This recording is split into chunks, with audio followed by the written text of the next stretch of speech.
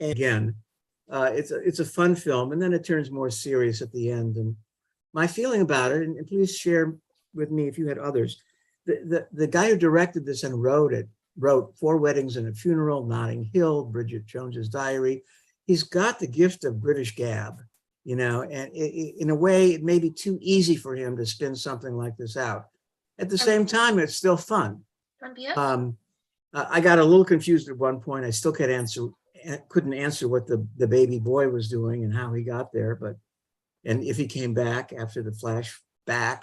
But other than that, it was. Baby boy was there because once he couldn't change what had happened. Yeah, but the boy wasn't introduced in real time, real movie. But then he went back and then he got the daughter again. Yes, the third. He had the third.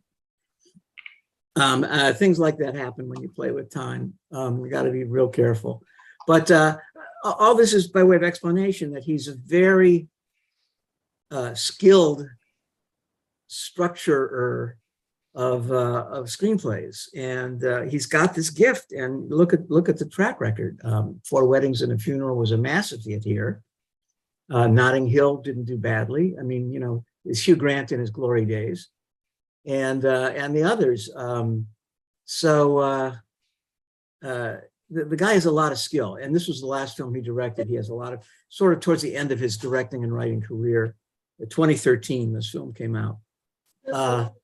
Let me see, maybe I can check the box office. Cost 12 million, grossed 15. Wait, Donna, please mute yourself. Okay. I'm singing loud. Worldwide, it grossed $87 million, which in movie terms is a great payday. You know, 6 times its cost. Not all of it went back to the filmmakers, but US and Canada was 15 million, and Britain was probably another 15. So certainly it wasn't a financial loss. But I have a feeling that we're going to be divided on this one. I kind of went out of my comfort zone because it's not as serious or substantial as the other films we've been talking about, but I felt it had something, and it's nice to see a film that takes a common movie trope, like time travel, you know, and sort of uses it as a tool instead of subject matter. Like, where would Back to the Future be without the car?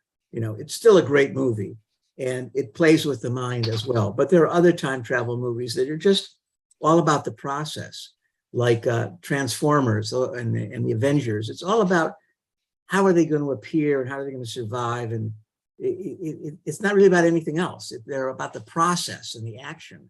And this film wasn't about the process of time travel. It's what do we do with the knowledge we gain? What do we do with the insights going back into the past tells us about ourselves, our needs, and what we want for our future lives? So it's kind of a joke as a time travel movie, but it's charming in its own way because it's very humanistically character driven. Anybody want to fight me on that one? Did people mind the time travel being disappointing? I mean, clenching your fists and closing your eyes and imagining something and being prepared for the bim bam and the boom. It's hardly an exciting transition. Jim, I totally enjoyed the movie. I thought it was charming and delightful. And I wish I could do a little time travel sometimes. Well, don't we all? You see, yeah, that's how it can touch you. And so there was one thing I absolutely didn't understand. Yeah. And maybe you can explain it or somebody else.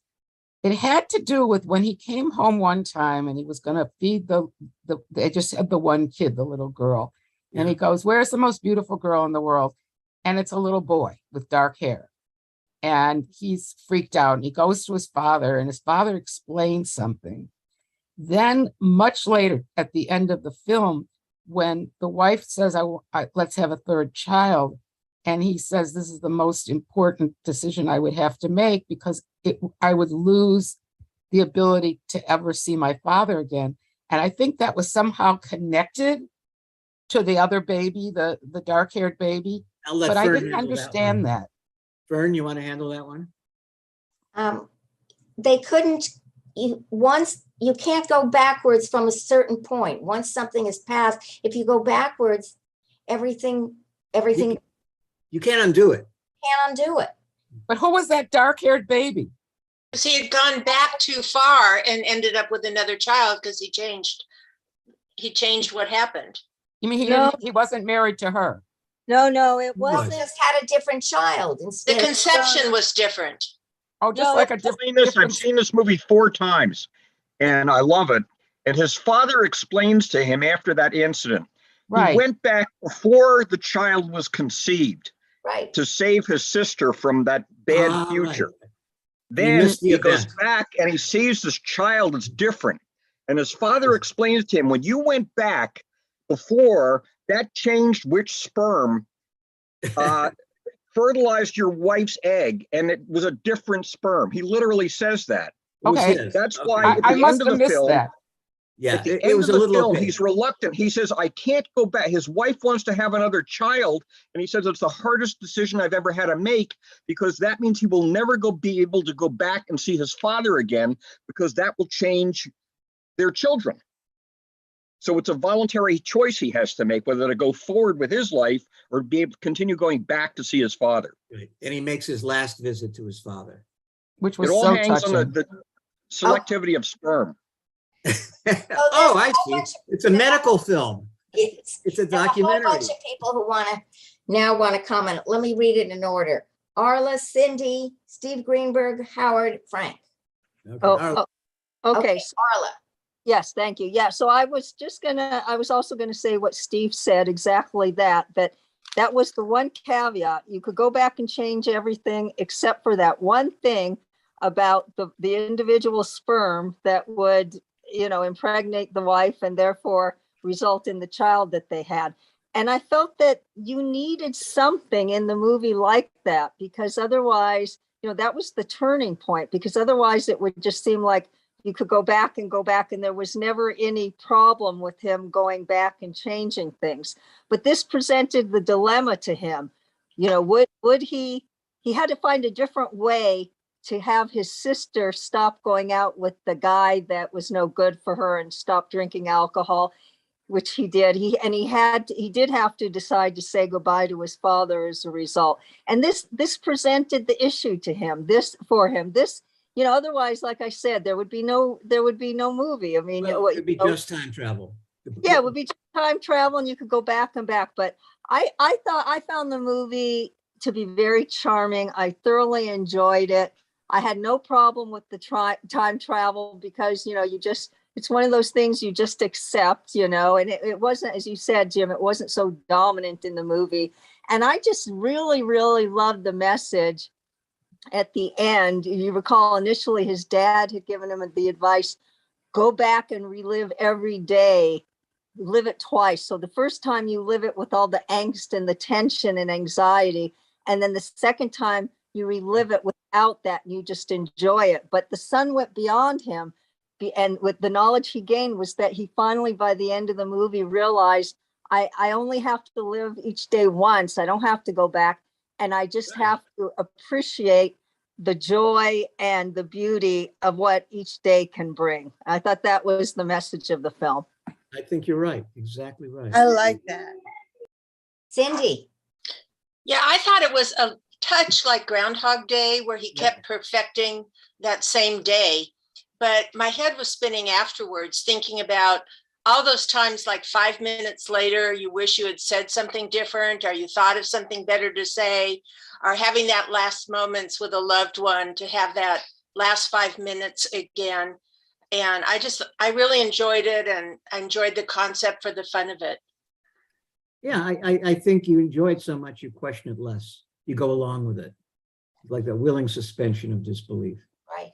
Steve Greenberg, do you still want to say something, or did you say what you wanted? Well, I did, but I want to say one other thing too, because I'm jumping around here, maybe getting ahead, but he's such a clever writer director. For example, he meets this woman, she's terrific, but he voluntarily sacrifices the first meeting with her because he has to go back and save the playwright from a disastrous opening night, which is hilarious. The guy can't remember his lines. And because of that, he loses her phone number, but he remembers enough to arranged to meet her again, but then she's got a boyfriend. So he has to go back in time to meet her right before that current boyfriend so he can meet her before him and have the romance with her. So ingeniously plotted and conceived. But Steve, he Very didn't clever. know he was going to lose her phone number by saving the playwright. But he did. He was still a newcomer. That was he wasn't That's really the used point. to. Yeah, he was Yeah. new. He didn't know that he was going to lose her. But you see, Yeah, this is and one of the points of the flashbacks, is that you pursue something out of passion. He went to save his sister and missed the birth of his son. You know, it's like he's finding those things that are important to him, that drive him to act emotionally rather than just pragmatically or rationally. So he's opening up that part of himself. Howard? The only other thing I wanted to add was that Curtis has a knack for these lovable loser characters like Uncle Desmond, whose thoughts were elsewhere, but we never could figure out where. Or the lawyer, or the curmudgeon his friend Rupert, Rory, Roger, whatever he was called. He was all called, his name was Rory, but they called him all three. Or the curmudgeon playwright. And again, an example of ingenuity. His wife says, "Who are you going to get to be the best man and make the toast at the wedding?" And he chooses all of them, and they're all a disaster until he finally comes back to his father again. So this is all the ingenuity of him as a writer director. Yes, it's a lot of fun. Howard? Was it? So I thought the time travel was fine. You know, it seemed like I didn't pay a lot of attention to it. I noticed that the guy who put it was aware, at least, of all the issues with time travel being a crazy idea that you couldn't possibly have. But he put some effort into creating some rules, which made it sort of manageable. On the other hand, you know, where these rules came from or how they could possibly work. But it did have, for me, you know, as someone who likes science fiction, I like it to be internally consistent. And he wanted to have a scene at the end of the, whatever the guy's name was, the lawyer, as a boy with his father. And so he threw away his rules because that clearly violated his rules that you can't go back before the birth of a child. But there's an exception. Bill Nye says, "Well, I suppose we can do this because it won't disturb anything." I don't think the guy cared enough, but he could have tried harder. I don't know. Well, maybe not. I think you immediately get locked up in all kinds of contradictions. So mostly I didn't pay any. You know, it was a nice. It was just a nice context that you could go along with, like a lot of stuff. Well, that's the mark of a successful film, that you want to overcome your doubts and your confusion because you like it so much. Well, you know, it's okay that you don't know. If it had been more doubt and some confusion, I wouldn't have liked it. I mean, he was skating on ice. To me, if a movie really doesn't make any sense on its own terms, it's very flawed. Well, how about saying it another way? That it does make sense on its own terms, but not in the terms we would bring to real life. It's not rational. It's not logical. You can't have some logic that isn't logic. Movies do all the time. they rely on emotional logic, and if they get you to go along with it, they're successful. I don't believe that a good movie that you can have a good movie that does stuff that's totally crazy. Like no, I didn't say that. I didn't say that. Green shirt on, and then the next scene he has a white shirt on, you know, and stuff like that. You're taking it too literally. Well, It's you'll like see if it's emotional truth successful. as against literal truth. Yeah. I'm not sure you're talking about it being successful. You hear what the gross is for the movie. It was successful. Watch how many people liked it. I'm not sure that you can say that it's not successful. For me, success is not measured by how many people watch it. So you're talking about personal success, a different issue. But I would call, on my terms, a movie that I consider to be worth watching. Okay. You would? Okay. Frank, unmute.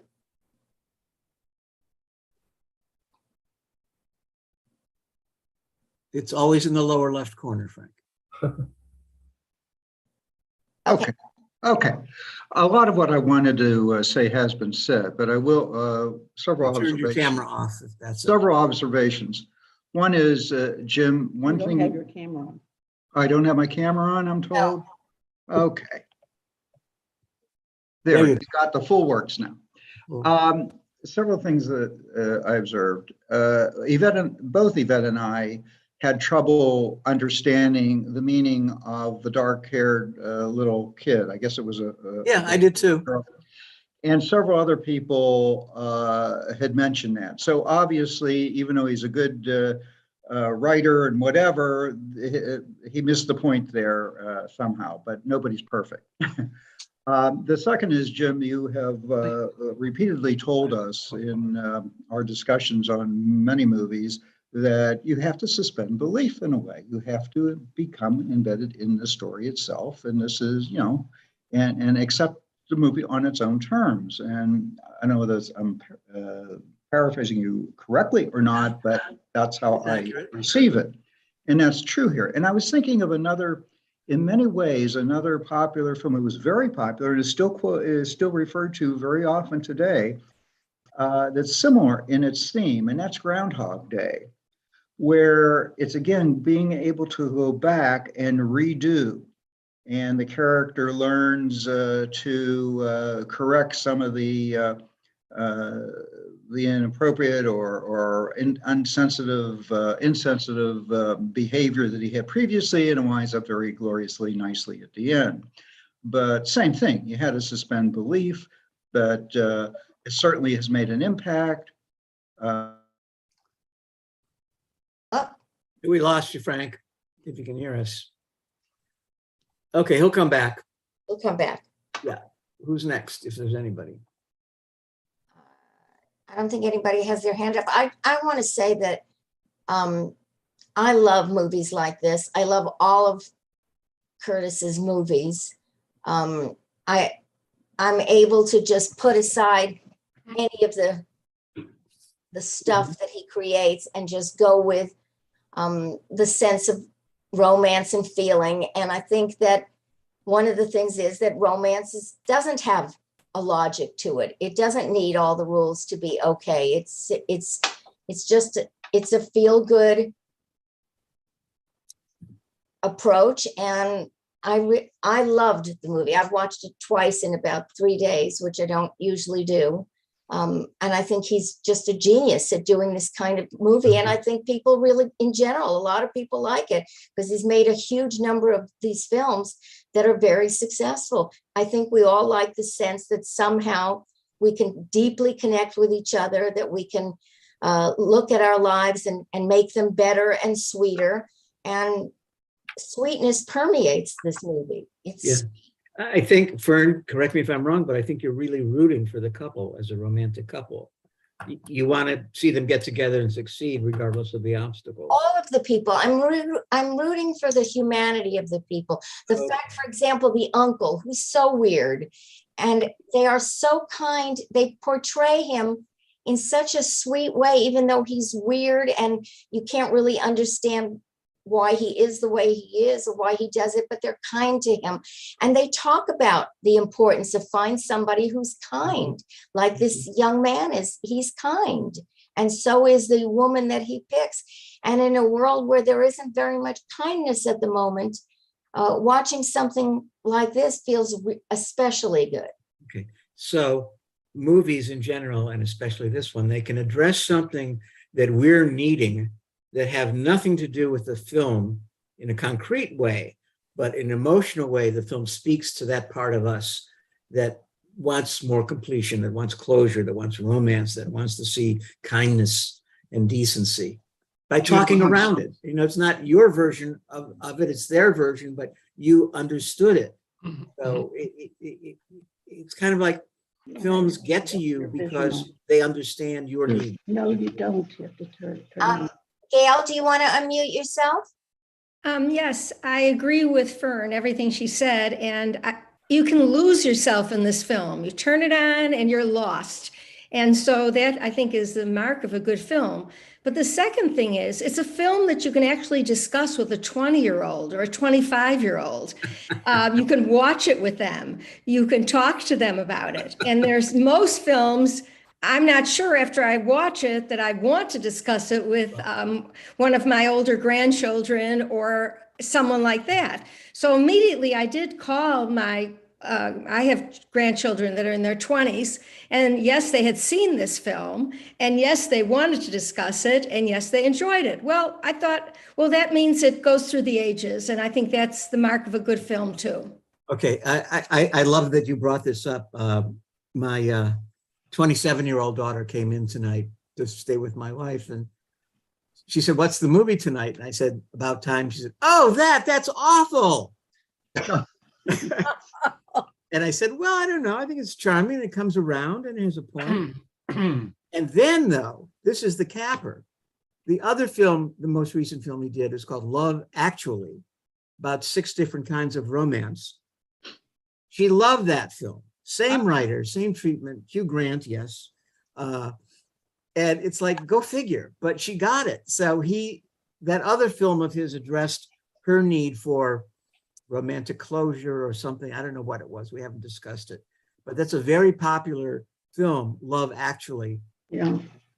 Hugh Grant plays the Prime Minister of England and falls in love with a secretary in 10 Downing Street. And there are other stories connected with it, but it's charming. Just like this one is charming. It makes you root for the players, yet you don't know how it's going to end up. I want to mention one other thing. The music in it was very nice. Uh-huh. And it was very, if you paid attention to the songs, one of the songs in particular is a song by Ben Folds, and it's called The Luckiest. And they play it and they talk about how they're so lucky that it happens that they were in the right time and place to have met each other. The song goes on to say, what would have happened if you had been born 50 years earlier, and we wouldn't have crossed paths, and the fortuitousness of the time when we actually met. It's a very quirky, weird song. It ends by saying the couple next door, the man died, and then his wife died right after that. And it's a weird way to say how we belong together. The song is super quirky. It was very popular among younger people. My son played that at his wedding, where they walked down the aisle to that song.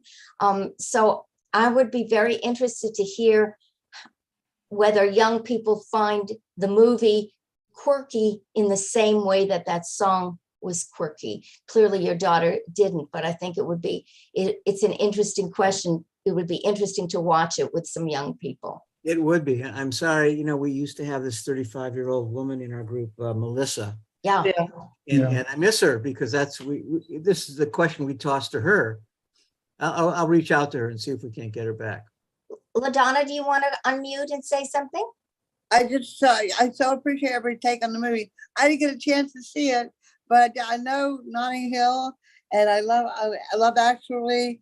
Great writer, great producer, everything. I'm definitely going to take the time this week to watch it, but I'm listening to everybody's take because you guys are brilliant. Thank you. Thank you. Thank you. Frank is back. Frank, I wanted to ask about the museum piece. I just can't remember now the name of the model that Kate Moss. Kate Kate Moss. Moss. And what's that all about exactly? That's it, huh? Well, it was the movie was made in 2013 when she was more in demand, probably at the top of her game. And it was just fun. She was just an ordinary nude girl on the beach, He repeats her deconstructing of the fame of Kate Moss back to her. And of course, she's amazed that he agrees with it. Frank and then Mitchell. Yeah, I just want to say before I had computer problems and it blacked out, and I didn't hear your reaction to my suggestion that there are aspects of this movie that were similar to a Groundhog Day in playing with time and whatever and correcting behavior, et cetera. I don't know what your reaction was to that. Well, I haven't seen Groundhog Day in many years, but yes, absolutely. But that's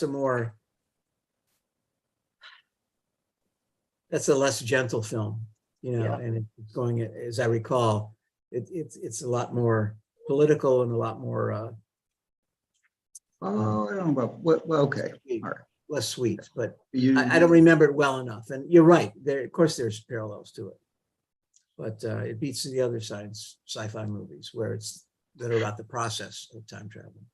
Mitchell, Yes, I was very moved by the scene when the father gave the toast at the wedding and had the opportunity to say, "I love you." And it certainly reminded me of how infrequently or frequently I forget to say "I love you" to people around me, and how it brings about such a feeling that that father had for the son, and he had to say that. I had two questions though, Jim. One is, was Desmond the uncle a brother of the father, and did he have time travel? And why did the father at the age of 50 decide to retire and sit there and read? There was a passing explanation of that. He just gave it up and Yes. decided to have fun. And Desmond, I don't know if he was the father's brother or the wife's brother, but the mother's brother. Okay, so that's why he didn't have the traits. Okay. I do want to mention when you talk about the father that Bill Nighy is Oh my so great. He He's really is. funny. He's like rubber. He's made out of rubber. When he moves, is like Gumby. Is that Yeah. that character that Yeah. pops all over the place?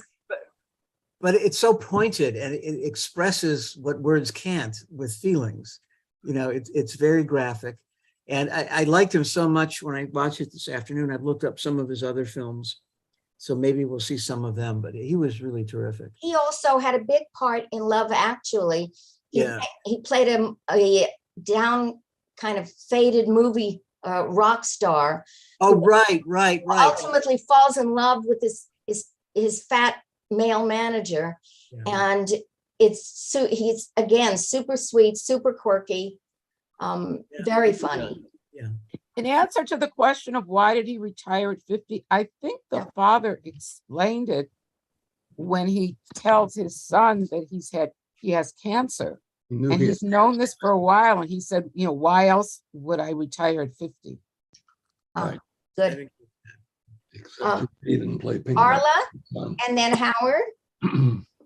Well, yes, that's just what I was going to say, that I recall the father saying he retired at 50 because of the cancer and because he could play more ping pong with the son. So I took that once he found out he had the cancer, then he went back in time travel and spent more time engaging with the son, and not only playing ping pong, but also in dialogue. The other thing that I found was interesting is that when the son sort of questions the dad, well, if you found out you had cancer, and you were smoking, he said, I smoked when I was younger. And the son sort of pondered, well, couldn't you have gone back and undone the smoking?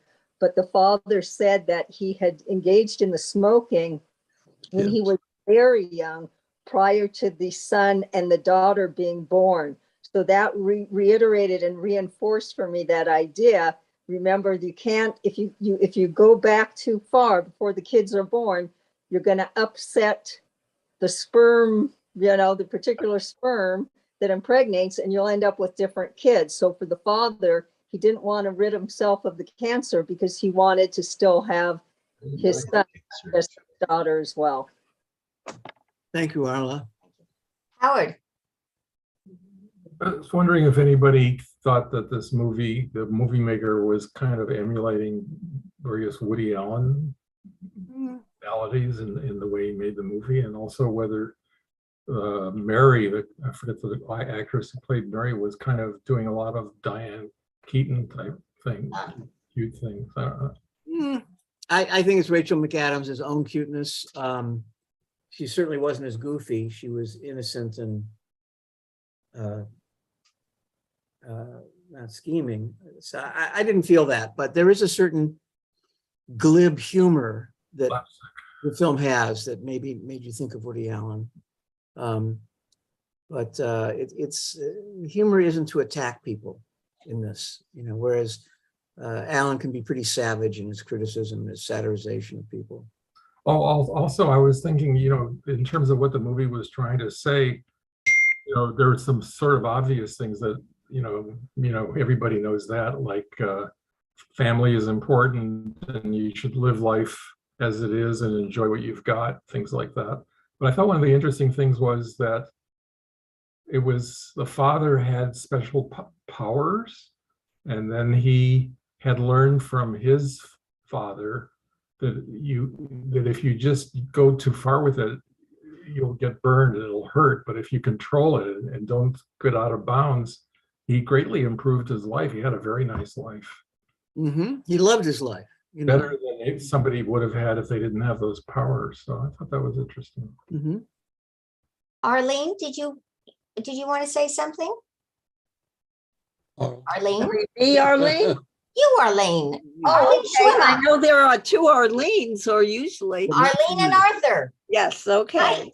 They were traveling back in time. We just finished, We we just just watched the finished movie. watching it. Enjoyed it greatly. Lovely, lovely film. And of course, the cast was terrific. Yeah. Art spotted Margot Robbie right away at the first meeting. I thought that was interesting, Arthur. But You guys are adorable. oh, thank you. You're precious. There were a lot of very interesting twists and turns, and I'm still trying to make sense of them. The whole premise of this going back in time is something you have to look out for. We can't undo Right. what we've done. And it would be nice if we could, But none of the time travel does affect any events that happen, but they affect our understanding as people moving forward. So it's this privileged view of our own lives that, you get a second look and you get to say, well, what else would I have preferred to have happened? And that's the message at the end is trying to live your life the first time as though it's the you have to live it thoughtfully. Yeah. Well, connectedly, in the moment, you have to feel it. And, in our world today, that's kind of difficult to do. It's we're all very busy and we're all carrying a ton of concerns and worries on our shoulders for. I think that given how horrible the world is, I need a movie a day like this. And I don't have to, I won't read the newspaper, I won't listen to the news report. You just made the next 2 years of programming very easy for me. That's good. Make some romantic comedies and I'm happy. Marvin, I think you have something to say? Yeah, Marvin unmute Alpert? yourself. Lower left.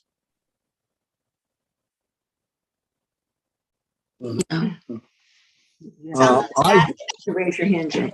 I personally thoroughly enjoyed this movie. There's so many beautiful things about it, and all the conflicts that you may pick out weren't important. What were important were the relationships that the people had. I thought the father and the son relationship, the husband and the wife relationship after they became married, and going back in time, it's a wonderful idea. You have to think ahead of what you're going to say each time. There's no going back for us.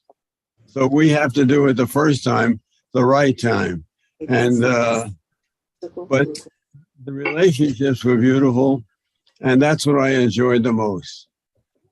Well, that's good. I'm sure he'd be glad to hear that. Jay and then Joyce. Yeah, I thought the screenplay went off track because he does change things.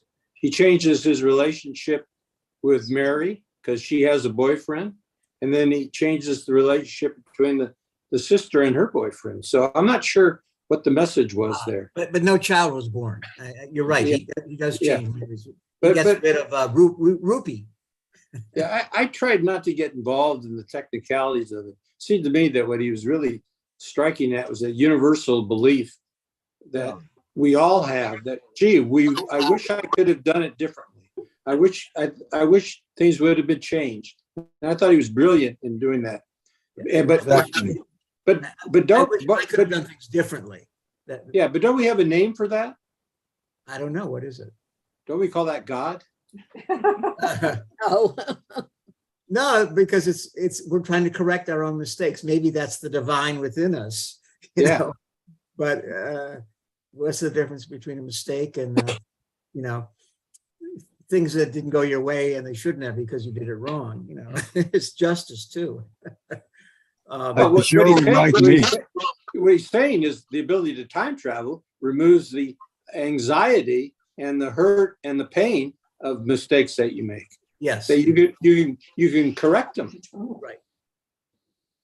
Well, I certainly would like to be able to correct the mistakes before I make them. And, I think But his Arthur mistakes weren't that terrible. I mean, his mistakes, they're trivial. right. They were. You know, not kissing the blonde girl at New Year's. They were often mistakes about he was awkward and uncomfortable, and he got more secure and less socially awkward with each thing. They weren't generally, they weren't any major sort of changes that he made. He made himself a little less geeky. My favorite one was when he met her parents for the first time.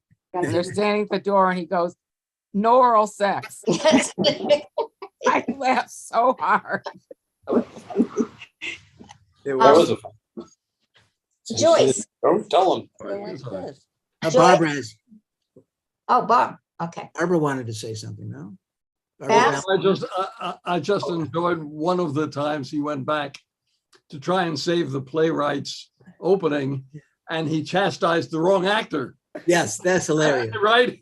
And then he had to go back again and cue in the other guy. No, that was. I enjoyed that. Joyce. Yeah, I was going like this, agreeing that I felt the relationships were really compelling. And for me, there was a personal part because I work with cancer patients. And so one of the takeaways with a lot of the people I work with is doing the moment the way you want to, and being in the moment and really relishing the moment, because you have no idea how many moments you'll have.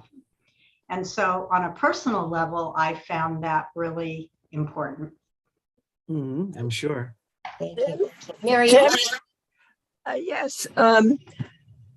Someone mentioned it, and I didn't think about it so deeply before. But the mistakes that we're talking about in this movie were in the category of he was an awkward kind of a kid. He became more socially adept.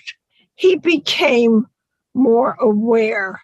But his mistakes were not of a grandiose kind of a mistake that maybe a heavy Russian novel would have dealt with, a mistake having to do with the negative outcome of his life or someone else's life because of the kind of mistake it was.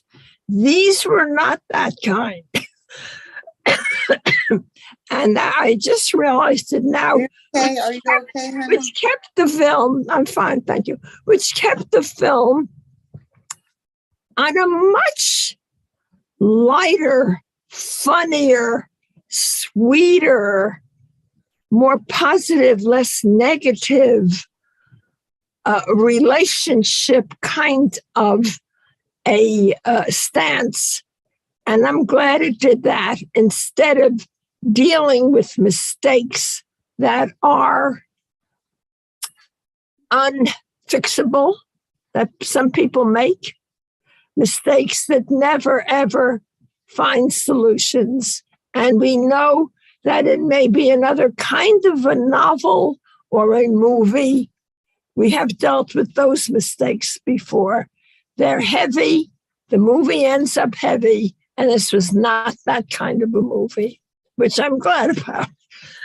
Well, he took us to a more serious place by dragging us along through charming flashbacks or these this time travel, and endearing us to the characters and making us root for them, to the point that he had us where he could talk about what's really important and what the point of all the time travel was. One character that I thought had made an interesting evolution was the playwright, who started out really nasty, really crotchety, and by the end had become, a really good friend of the family.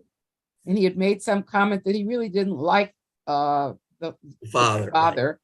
But then there he was at the funeral, mourning him. So I thought he made an interesting evolution, maybe because he became a big success. Well, I think everybody spotted him as the crank who finally has the heart of gold. Yeah.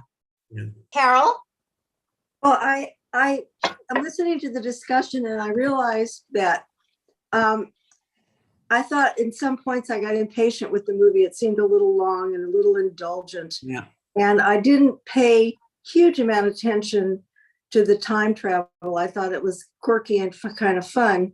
But as I was watching it, I had such hearty laughs. And in the end, I was really crying. I felt that they really the film worked on my emotions in a way that caught me a little bit by surprise. And sometimes I don't remember the facts of something, but I almost always remember the feelings. And I think this movie did that, for me. Very nice. That's what it's about. It doesn't matter if somebody can retell the whole plot. It's that they know what they were feeling as they went through it. And go ahead. Yeah. There was the sister was a little more serious piece. What needed to be corrected for her was her whole miserable life. And she was a decent, sweet, loving person, but she couldn't get her life together. And it was probably one of the most serious pieces as to changing it, and super touching, as we managed to do that in the same very touching way. And ultimately to say to her, she said, "You mean I have to give up these bad boys and I have to marry somebody who's boring?" And he said, "No, it does. It's nice and boring. Nice and boring." And he said, "Nice doesn't have to be boring." Right. I think that was a little piece of the message as well. Yeah. What I enjoyed about the end of the film, I mean, we know it was part catastrophic when the father passed away, but then it showed that life goes on. I mean, it continues.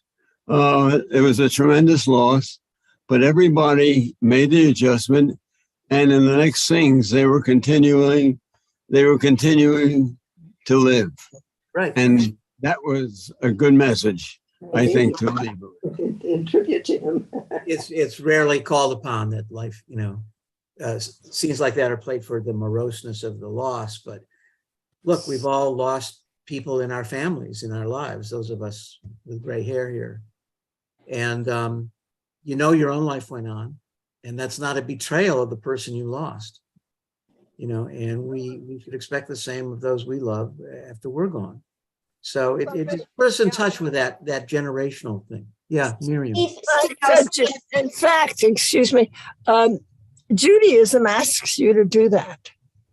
Yes, it in does. so many ways and in some very specific ways. They don't give you more than a certain time to mourn. And at first they give you your 7 days of Shiva, then they give you 30 days, then they give you a year to say Kaddish. And they do not want you or ask of you to continue mourning.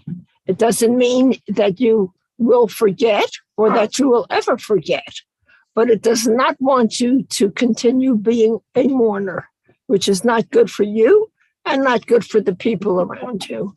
Right. Steve Greenberg.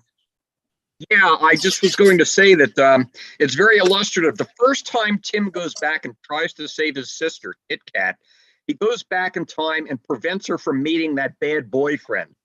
And that has disastrous consequences for him when he comes home and it's a different baby. But then what he does is, instead of doing that, He lets her have the accident, and he just sits in the hospital room with his wife. And he says, we're going to just stay here with you until you straighten things out. And he does it the way we would have to do it without being able to time travel. And that's really the lesson he learns in the whole movie is he doesn't have to try and time travel anymore or even want to. He just can live his life successfully the way it is, the way we all do. Right, Steve. Agree. Arla. So to piggyback again on this idea of life going on even after a loss, I think it was very poignant and we felt it a lot. And I think for me, what was very important was that the protagonist had a choice. The wife had the idea of the third baby and he had to think about it. And if you recall, he said it was the hardest decision of his life because he knew that if he went ahead and tried to have a third baby, and then if he, of course, he did have the baby, which he did, he would have to give up seeing his father again. He knew because that would have changed the baby that had been born. So he had a choice. It was either give up the relationship with the father via time travel or not. And I think that spoke to his maturity, but also this idea of moving forward in life, that he was willing to give up that relationship, going back to see the dad, because he knew it would propel him into the future. And it was like, again, the idea of in Judaism, we choose life. We're commanded to choose life. And I think that was the message there. Well, thank you for that. I'd like to go back to Jeffrey and Robbie, who are mixed. Sorry, I'm calling you out, but it was so charming in the beginning. You guys are of different minds about this film, right? Yes, I enjoyed the movie, as many of you have already said. I cried a lot at the end. I loved the father. I thought the relationship between the son and father was wonderful. You don't always see that. Usually it's the mother that's the stronger person, in the family relationship. And Jeff was watching the movie, and in the middle of the movie, he texts me, "I hate this movie." And I'm thinking, oh, really? Well, we should talk about that. So that's, even now, I think it was maybe too sweet. Well, I will let Jeff say, but I enjoyed the movie. Yeah, I found the movie a little too sweet. I mean, it's like putting a little too much sugar into your coffee. It just yeah. And there was just nothing realistic to me about it whatsoever. So, but I listened to the conversation, and I appreciate what everybody's saying, and it makes me, appreciate the movie more. But it still would not be. It's not my favorite film. Okay. This will not label you as a curmudgeon amongst us, okay? Oh, yes, it will. Well, it's the first time we've seen that side of you, so I guess you're allowed. I can't imagine an engineer watching this movie or a mathematician. I think they would have trouble with it. Howard, you want to chime in on that? Is Howard still with us? Now, I think Natalie would like to chime in. Yeah, I really didn't want to say too much. I loved hearing what everybody said. But I agree 100% with Jeffrey. It was too sugary sweet for me when I watched it today. I think I like different types of movies, and pretty much what was picked, that's usually picked, is different that I enjoy more. So Jeffrey, you have one person on your side.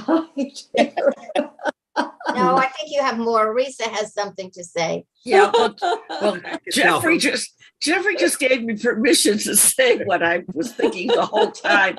As a mathematician, I do not like romantic comedies. I watched the whole thing and I saw from some level that, okay, it's got nice parts to it. Most of it is kind of trite. And then the movie was over and I was glad. I think We love love you. stories are generally trite, and that's how love feels. It doesn't feel trite when it's you. Too schmaltzy. Well, I think that's it's part of the MO of romantic comedies, is that they know there's an appetite for that, and some of us are going to be suckers for it. Not And- just the MO of romantic comedies, Jim. It's the MO of people who love each other. They say stupid things to each other. They do stupid things with each other. And that's how it is. You tell 'em. It's not it's not an equation. It's not a math problem. Yeah, I'm thinking of, there's a great section at the end of Moonstruck with it's Cher and Nick Cage, not Nicolas Nicolas Cage. Nick Cage, Yeah. young Nick Cage, and he says, "Don't you understand what love is? Is we're going to fuck up and still love each other after all." It's like that's life. Yvette? Yeah, I agree with you, Jeffrey. I thought it was a good movie. I thought it was interesting, but I can't say it was fantastic. It was a little bit too far out for me, a little bit too much fantasy, going back and changing things. I need a little more realism into things, but I thought it was fun watching. Wasn't my best. I think some of the other movies that he did were much better. So that's my For wedding, but Joyce or Robert? excuse me, it's very British, and as long as they can still love the crown, and I don't mean the movie, I mean the institution, they're going to be a sentimental idealist. They're going to chase after feeling when it's comfortable. So Robert and then Barbara? See what you started? We're all speaking up now. Yeah. I like sweet, by the way, Fern, but I don't like a dessert when I can taste the sugar too much. I like all dessert, Yeah. all the time. I like it for an appetizer. I like chocolate. I like dark chocolate. This was definitely too sweet for me. I like actually. I like fantasy films, imaginative. This one didn't work. The characters weren't that interesting. Bill Nighy was the only really good actor in the film, as far as I'm concerned. For those of you who would like something less sweet, may I recommend My Name is Sarah. On the screen now. It just opened up at the Laemmle yesterday. It is a very deep, very poignant film.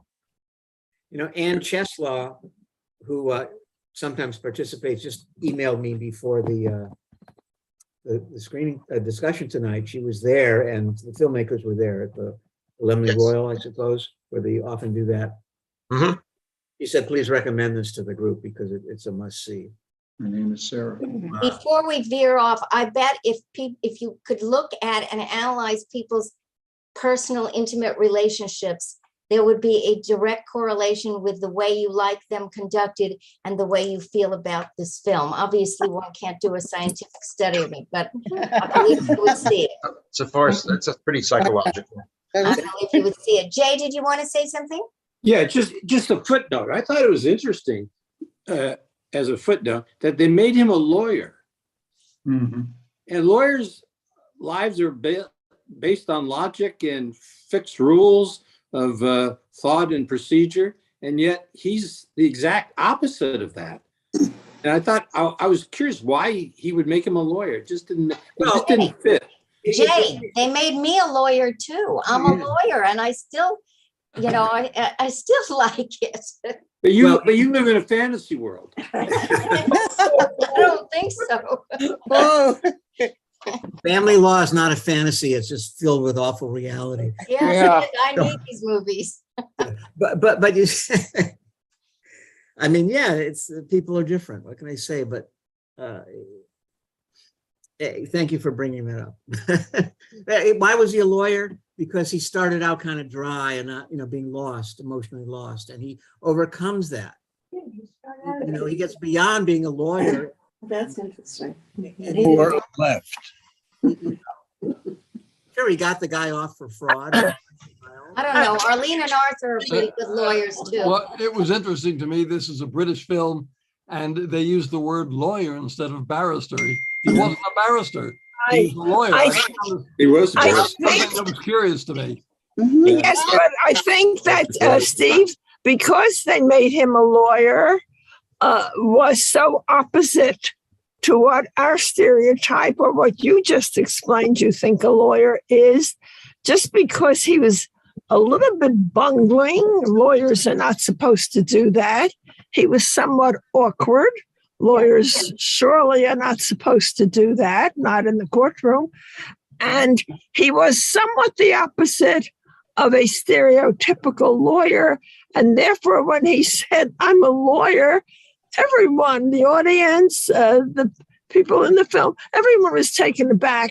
This was not a lawyer type of person. What he And should have said was that I he is think the it was baby very, lawyer. it was very smart of them to make him a lawyer for that reason.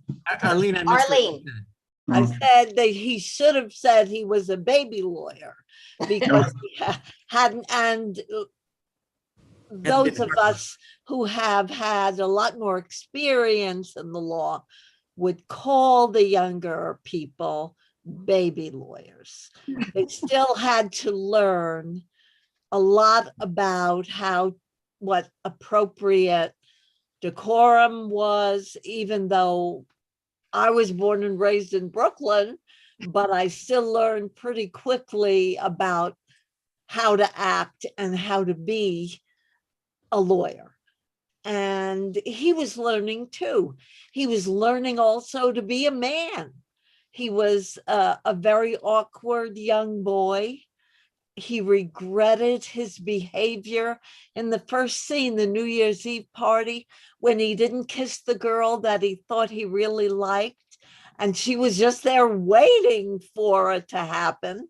And he finally went back and did it. This is what he grew into, how he grew into being a man, and how I guess he grew into being a lawyer, not a baby lawyer. Thank you. And it's also dangerous to hold stereotypes about lawyers, as with any other group. Lawyers can't be stereotyped. For what it's worth knowing, I was a baby lawyer who Arlene taught me to be an adult lawyer. Oh, was my boss. Emotions and Who's Who of Law. My late husband, rest in peace, darling. Was a brilliant man. Okay, so any more comments about this movie? I'm so glad that most of us liked it. We appreciated it. I didn't watch this. It's I didn't hate it. I guess I often overreact when I'm told, oh, everything is so serious, but at least this has exposed our taste for weightier films. And, if I can see something that's as worthy as this, maybe I'll program it again. But the next session will be in 3 weeks. Date? Yeah, because it's Tisha B'Av, the fall of the temple. On What's the date for our meeting? the 13th. Okay. So we're going to do the 13th and the 27th in August. And Secrets of Lies is this wonderful Mike Leigh film where the cast spent 6 months rehearsing and developing their character with the director, writing as they went, what their stories were, and they met the first time on the set. Oh, wow. And this is Mike Leigh's method. Nobody else does it. And I strongly urge you to see on YouTube, there's an interview with Mike Leigh and the two women stars, Brenda Blethyn, who won an Oscar for this role, and the Black woman, I forget her name, and Mike Leigh himself. So the three of them are with Charlie Rose. And the questions are kind of softball, but Mike Leigh says, I used to think anybody could do this, and now I know nobody can. Because What is the name of the movie? Secrets and Lies. Oh, right. Oh, yeah, I've heard of it. And the platform that we see it on, do you know? Amazon. Amazon. Secrets Oh, no, and that's Lies. not the problem. This was on Canopy. It's on HBO Max. Very well. HBO Max. Thank you, Jim asked a question. I have to practice for my first ever show at Beverly Hills Carmel for the Carmel's Last Home. Melody's husband has Parkinson's, and I'm putting together a show like in memory of my mother-in-law, and just it's going to be music and comedy, and I've never done it. And I hope I do a good job. I'm going to start out with, well, Mom said I was like Lucille Ball, Olympian show business, play a little on the piano, do a little comedy thing, and entertain people. And I've never done it before, so I want everybody to praise and I do a good job. And it's November the 4th. And if they like me, it's $100 an hour. Wonderful. Well, let us know if we can see it online, please. Okay. Good. This is a much decorated film, and it's really remarkable in the intimacy that it achieves. And it's about the fallout. It's about an adoptive mother who gave up a child upon delivery and never saw the infant. And 28 years later or 35 years later, the child is now I forget what she does, but she decides to contact her birth mother, and she finds her. And the initial shock is, you're Black and I'm white, you can't be my daughter. And then we untangle that mess and find out she really is your daughter.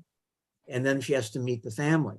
And it's remarkably true. It feels really authentic. The performances are great. And I encourage you to see the rest of Mike Leigh's movies too. Maybe you know of Ken Loach, who's a similar British director, but he has scripts. And it's really worth seeing. HBO Max. And the Charlie Rose interview will help you understand the movie. Not that it's a mystery, but it'll help you understand their process and how they got to achieve what they did in this. The Black girl is an optician, Jim. Optician, that's right. And there's a lot about class in it, and education, and the role of education in understanding. It's a very broad film, but ultimately it's about this family constellation and this friendship between the two women. And you did another film called Naked, and you just look them up, and the films are online. You'll be able to see them. He and Ken Loach are filmmakers to follow. Ken Loach has been accused of some nasty stuff, but still the work is worth following. And so that's on the 13th of August, 3 weeks from tonight. And I want to talk to you about some other films that I've been finding. Let me try and pull that up for us. God, there's just so many, the deeper I look, the more the world of film expands for me, and finding something that's right for us. There's a lovely film. It was Venezuela's nomination for Best International Film, called Birds of Passage, 2019. And it's about a very obscure tribe of indigenous Indians on the border of Venezuela and Colombia. It's a very contested piece of land. And those of you know who the author Gabriel Marquez is, he's from that group of people. It's called the Wayuu tribe. And they have a very interesting, we talked about Shiva and a years-long Shiva. There's a very interesting ritual that shows the import of the Catholic priests who came over to South America, and where they bury the bones, and then they take the bones out and they join them in a common plot. And it's really about drug running and how the drug business takes over this family empire. So it's a mob story. It's a family story. It's very rich, very shot in the field. I'd like to program that if you're open to it. It's subtitled. I guess it's mostly Portuguese, but it's also Wayuu. I'll have a little report on the Wayuu tribe, which I'll dig out from the last time I presented it. So that's strong on my list. There's an old film made by Sidney Lumet and Sean Connery called The Offense, which might be fun to look at if you're fond of filmmakers. That's from 1973. What I'm finding is a lot of these films we loved in the 70s and 80s haven't aged as well as we remember them. I've been watching a lot of my old favorites, and I'm not going to bring them back for you. What else? May I ask if you ever heard of Julie Armand and Richard Gere and Sean Connery's movie where Sean dies and Richard It's like King Arthur's Court. It's a great movie. Got the title, but it's a great movie. Julia Armand and Richard Gere. Okay, I'm throwing out titles on everybody right now. Okay. There's a wonderful film with Meryl Streep called Laundromat about the scandal that was unveiled about this firm in South America that was laundering money for all kinds of oligarchs and heads of state. And it's a charmingly done film. And she's great. She plays a widow who was basically defrauded out of the insurance money when she lost her husband and goes to war and unearths all these people. And it's fun. And of course, you can watch her forever. What else? What was the film with Jim Broadbent about the art theft that you were going to program? It's still not out yet. That's called The Duke. Oh, okay. We'll definitely show that. You can see the trailer. Yeah, The Duke. The Duke. That's on YouTube. It played at the Laemmle for a week and disappeared. And it's Sony Pictures Classics, and they're kind of difficult. I've written to them several times. When is it going to come out? And I never get an answer. I saw it.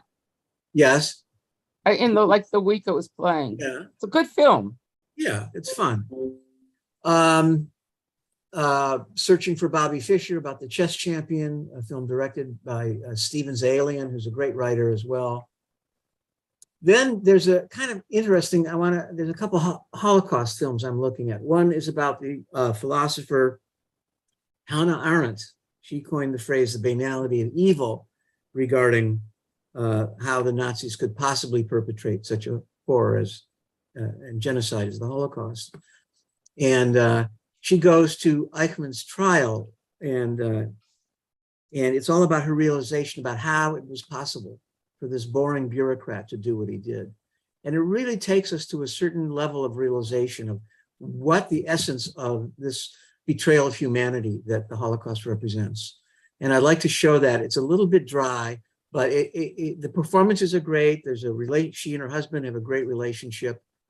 And I think we could handle that. It's not too depressing because it's not about the facts of the Holocaust. It's about how it was possible on a human level. So it goes beyond a boring Nuremberg trial, like I'm looking at Man in the Glass Booth with Maximilian Schell. And this is a higher level post-Holocaust look at how it was possible and what the effects, what it means to us today. So that interested me. We'll do Secrets and Lies. I love to see that because we can prevent it from happening. We'll definitely see Secrets and Lies. Then, we all loved A Distinguished Citizen, about the author who goes back to his small town in Brazil. The same filmmaking team, the two directors, have another film coming out called Official Competition, where I think Penelope Cruz may be in that. And it's like a film within a film, but it's gotten very good notices. And when that's available, we'll see that. It looks like Arlene and Arthur know about that film already. I love Penelope Cruz.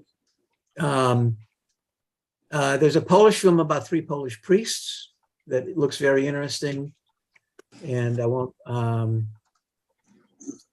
Wedding Guest, Dov Patel, who was in Bollywood, the Bollywood film. Now he's a grown up and he's a really good actor. He's in a film called The Wedding Guest. I don't know if I can get it for us. I'd like to take a look at HUD again with Paul Newman. By the way, there's a 6-hour documentary on Paul Newman and Joanne Woodward made by Ethan Hawke. That's gotten some good notices. It's a love story. It's up there that the filmmaker has with them, but beyond the excessive praise, it really shows you how Newman was just a mensch and not even Jewish through it all, that he just wanted to be a human being. And one great line from the film is, he got into auto racing because he wanted some real risks for a change instead of being movies. Where is that located? These are all so far. They're on Amazon Prime. These are all worth seeing on your own. If you have a library card, you can watch Canopy films, which I highly recommend for these older films. Sometimes they're on both Amazon Prime and Canopy, and you don't have to pay to see them on Canopy. You just have to register with your library card number, or go into a library and get one. It's free. I mean, it's and The service there's a lot of great old films Excuse me, on Jim. there. I love how Mr. Newman said, he said, why go out for hamburger when you have steak at home? Because they asked him why he was never fooled around his wife. That's what I love about him. What?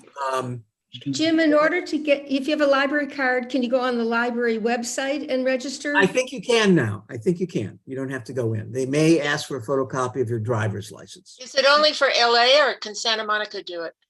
Oh, I think you can do it from Santa Monica as well. We're all one. You can do it. It's all one. You can do it. Yeah, and I think Santa Monica, City of Santa Monica Library is part of this Canopy group. It represents, they have 50,000 films or something, and there are many films you can't see anywhere else. And I've discovered it's largely an academic website for old films. I couldn't register for Canopy from Santa Monica.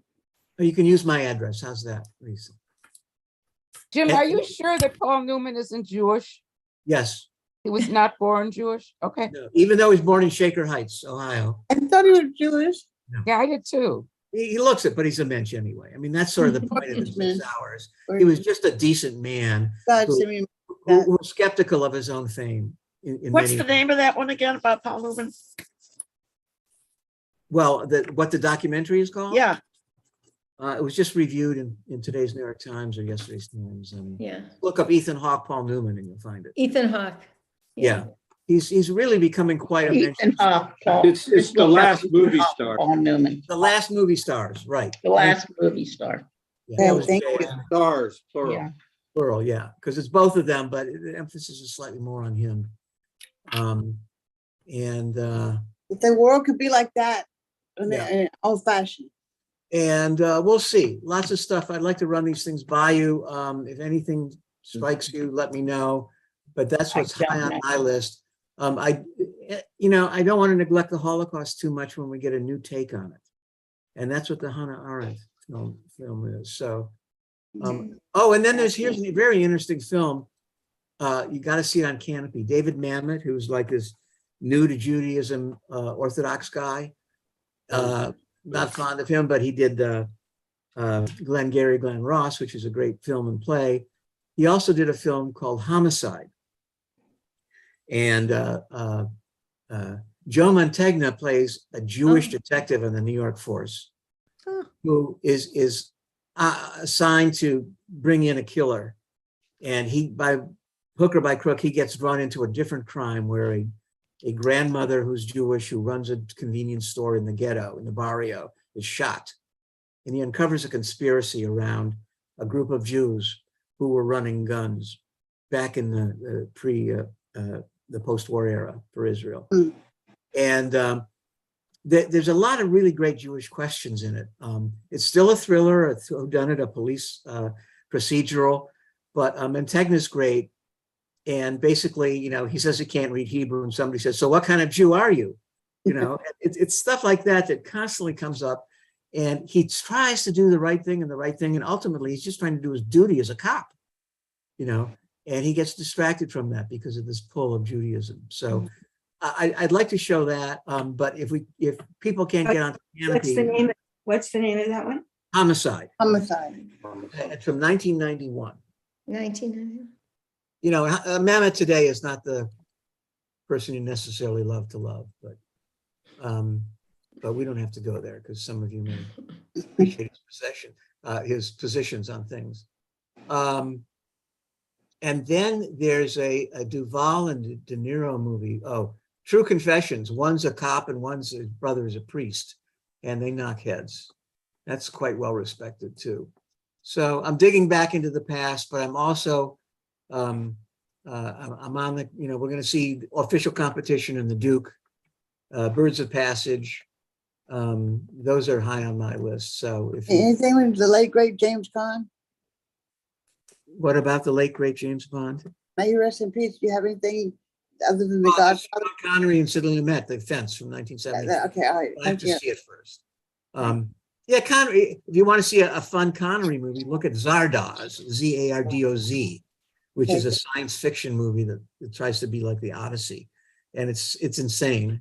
And you know, if you were 19 years old and just smoked a joint, you really love it. But I'm not sure how you'd react to it today.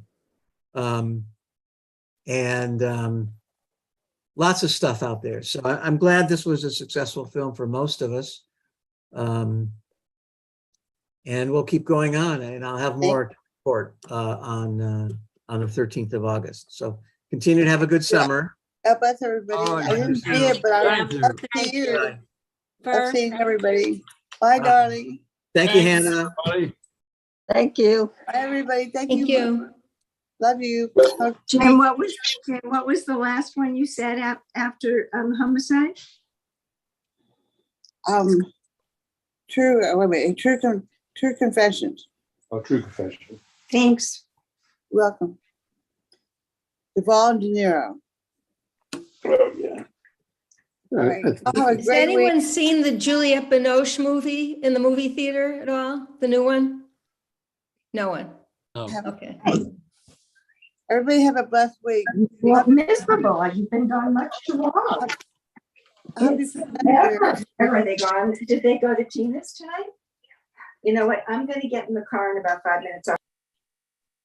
Miriam, I hope you feel better. You're well. Thank you. Okay, darling.